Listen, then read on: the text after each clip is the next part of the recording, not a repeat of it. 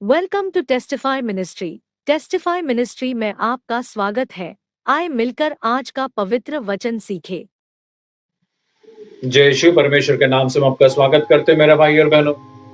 आज हम अपनी योजना को जानने के लिए प्रार्थना करें। यिर्मयाह 29:11 से 13 अपने अपने बाइबल को खोलकर इस समय वचन को पढ़ेंगे। क्योंकि मैं तुम्हारे लिए निर्धारित अपनी योजनाएं जानता हूँ, यह प्रभु की वाणी है। तुम्हारे हित की योजनाएं, अहित की नहीं, तुम्हारे लिए आशामय भविष्य की योजनाएं। जब तुम मुझे पुकारोगे और मुझसे प्रार्थना करोगे, तो मैं तुम्हारी प्रार्थना सुनूंगा। जब तुम मुझे ढूंढोगे, तो मुझे पा जाओगे, यदि तुम मुझे संपूर्ण हृदय से ढूंढोगे। मेरे भाई और बहनों, वचन कहता है कि हमारा जो योजना है परमेश्वर जानता है। हर जन के लिए परमेश्वर ने, जो हमें देख रहे सुन रहे, हर जन के लिए एक योजना रखा हुआ है। योजना हमारे हित की, हमें बढ़ाने के लिए, उसके करीब आने के लिए एक योजना रखा हुआ है।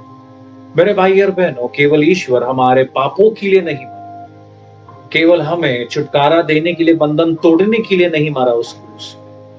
वो क्रूस को पूर्ण रूप से बलिदान देते हुए हमारे लिए हर एक चीज उत्पन्न किया जो आज तक हम जानते ही नहीं। हमें लगता है केवल वो क्रूस में बलिदान दिया हमें बचाने के लिए, नहीं। बचाना तो एक कार्य था, उसके बाद बहुत सारा चीजों के लिए ईश्वर ने अपना बलिदान दिया। मेरे भाई,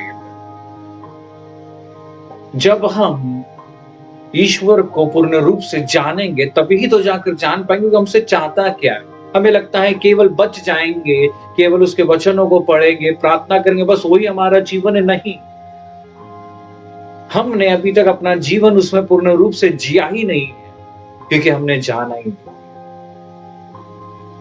29 का जब हम 12 पढ़ेंगे, उसमें कहता है तुम जब प्रार्थना करोगे मैं तुम्हारी प्रार्थनाओं को सुनूंगा।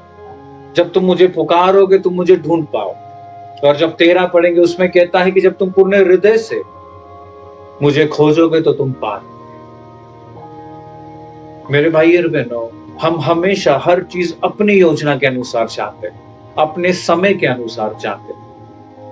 ईश्वर का योजना और उसका समय हमसे बहुत अलग है। इसलिए वचन कहता है कि तुम्हारे रास्ते अलग है, मेरे रास्ते अलग है, तुम्हारा सोच अलग है, मेरा सोच अलग है। मेरे भाई और बहनों, ईश्वर चाहता है हमसे रिश्ता बनाने के लिए। इसलिए आज का वचन कहता है कि मेरा योजना तुम्हारे लिए है, चिंता ना करो।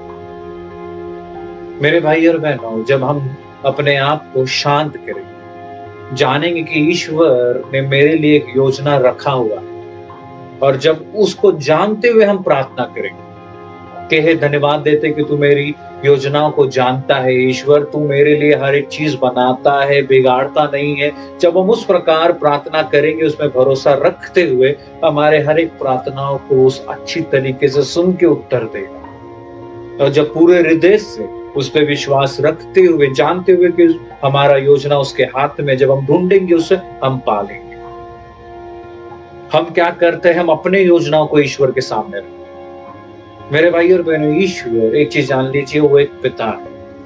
एक पिता, अगर जो हमारे भाई बहन हमें देख रहे हैं, आप एक माता पिता, आपने हमेशा अपने बच्चों के भलाई के लिए योजना रखा, कभी भी उनको कमी होने नहीं दी। तो आपको क्या लगता है कि स्वर्गीय पिता हमारे लिए छोटा मोटा योजना रखा है?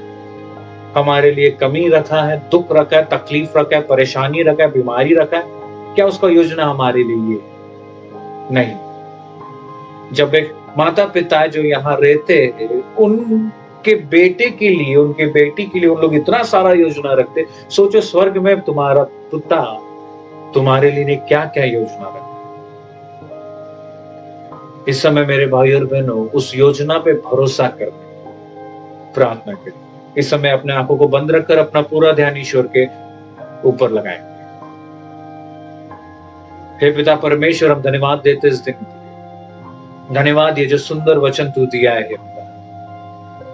धन्यवाद कि तू हमारे योजनाओं को जानता है। हम प्रार्थना करते हैं सुबह, जो तेरी योजना है परमेश्वर हमारे जीवन में होगी। हम हमेशा अपनी योजना के लिए भागते हैं। आज हम प्रार्थना करते हैं कि तेरी योजना जो है वो प्रकट होने दे हमारे जीवन में। हम मेहनत नहीं करेंगे परमेश्वर, तू जो चाहता है वो ही होगा। हम अपने बुद्धि के अनुसार नहीं चलेंगे, तू जो चाहता है वो ही करेंगे। और ये सुबह पूरे हृदय से हम तुझे ढूंढते हैं परमेश्वर, हमारे जीवन में तेरे हाथों को पूर्ण रूप से काम करने, हर चीज में तेरी योजना। और यही प्रार्थना इस सुबह तेरे नाम से हम मांगते हैं और कबूल करते हैं। आमीन। जय यीशु।